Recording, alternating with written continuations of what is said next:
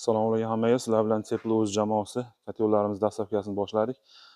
Tak bitta 10 kilovatlik, ikkita 15 kilovatlik kotel Namangan viloyati Chortoq tumaniga Bahodir aka ustaga jo'natyapmiz aka.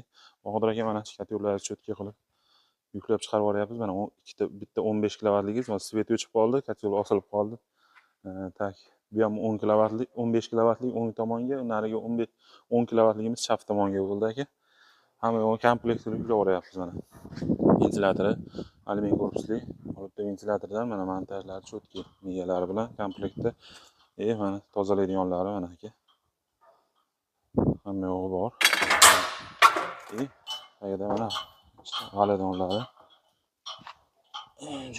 Shotkalari.